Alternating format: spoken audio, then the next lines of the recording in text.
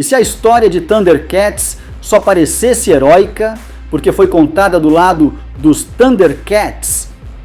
Pense nisso por um segundo.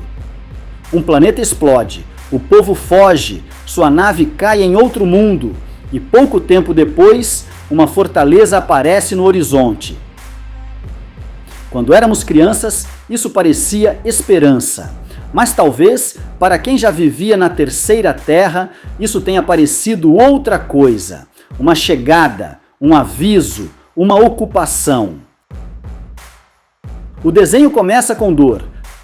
Thundera morre, os sobreviventes escapam. Lion perde seu mundo antes mesmo de entender completamente quem ele é.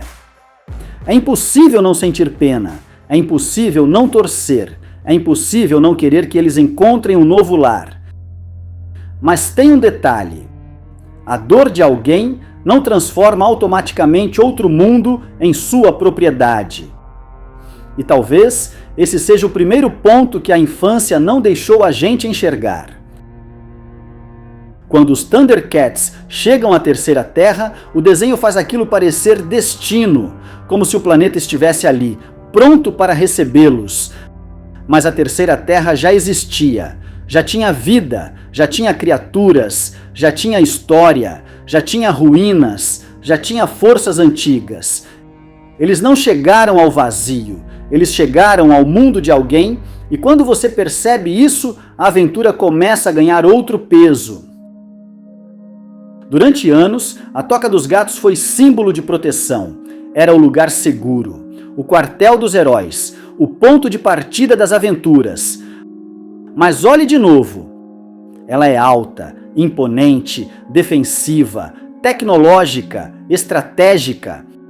Ela não impõe apenas proteção. É como se eles dissessem: estamos instalados.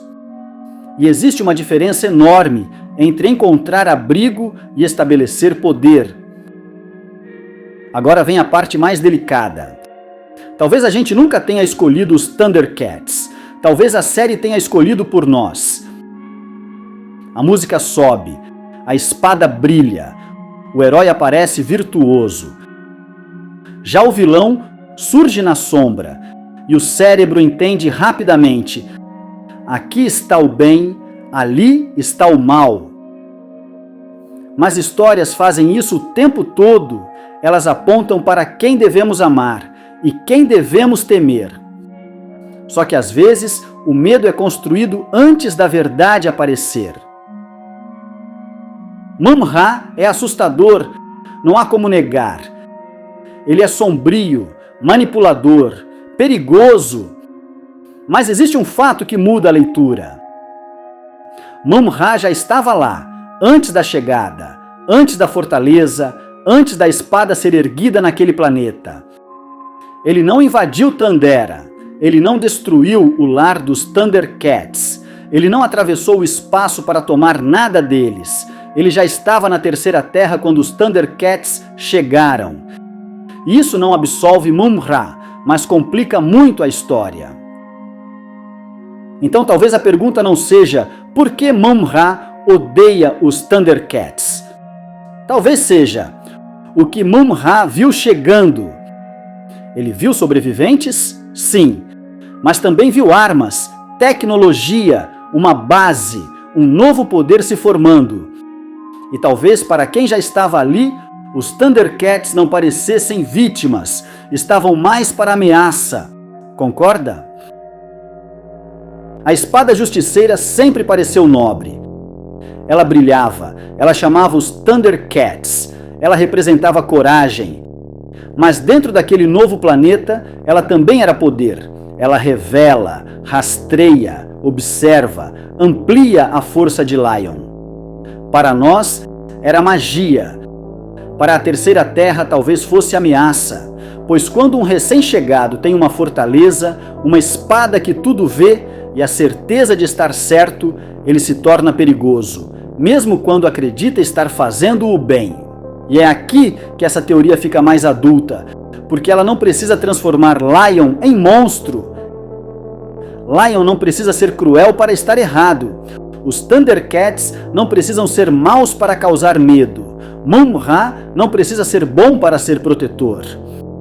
Na vida real, muitas tragédias começaram assim, com pessoas tentando encontrar um novo lar para viver, chegando em uma terra já habitada. E talvez Thundercats seja desconfortável justamente por isso, porque ninguém ali é simples. Mun-Ra representa o velho mundo, as ruínas, a pirâmide, a magia ancestral, as forças que já estavam ali há séculos. Os Thundercats representam o novo mundo, a nave, a tecnologia, a espada, a fortaleza, a reconstrução. E quando o novo chega com força, o antigo quase sempre é pintado como ameaça. Mas será que o antigo é sempre mau? Ou será que ele apenas quer proteger o mundo que vive e os seus recursos? Essa é a pergunta que muda tudo. Agora olhe a história ignorando a sua infância. Sem a abertura heróica, sem a música épica, sem nostalgia. O que sobra? Um povo perde seu planeta, chega a outro mundo, constrói uma base, usa armas muito superiores, define inimigos e enfrenta uma força antiga que já estava ali.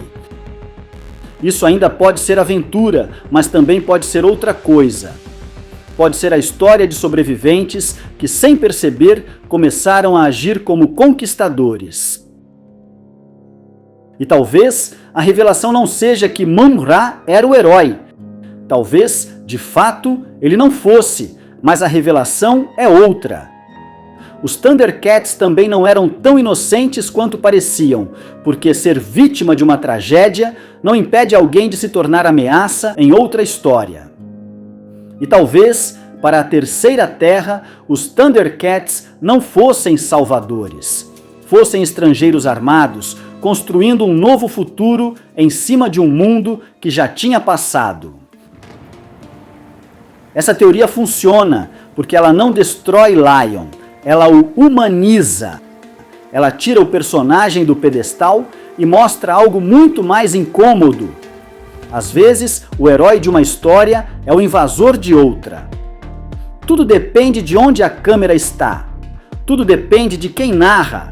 Tudo depende de quem teve direito de ser ouvido. Quando éramos crianças, a gente precisava que Thundercats fosse simples, heróis luminosos, vilão sombrio, espada do bem, pirâmide do mal. Mas crescer é perceber que o mundo raramente funciona assim. A luz também pode cegar, a sombra também pode proteger, a coragem também pode ocupar. E a justiça, quando não escuta ninguém, pode virar imposição. Talvez Thundercats continue sendo uma história sobre sobrevivência, mas talvez também seja uma história sobre perspectiva, porque o lado que perde a própria casa sempre parece merecer uma nova. Mas o lado que já vivia lá também tinha uma casa a perder. E se agora essa teoria faz mais sentido do que deveria, talvez seja porque a infância mostrou a aventura, mas a vida adulta mostrou a pergunta. Quem era herói? Quem era vilão? E quem simplesmente contou a história primeiro? Algumas memórias não são destruídas quando a gente cresce, elas só ganham novas camadas. E o fã, esse nunca perde a razão, só ganha mais histórias.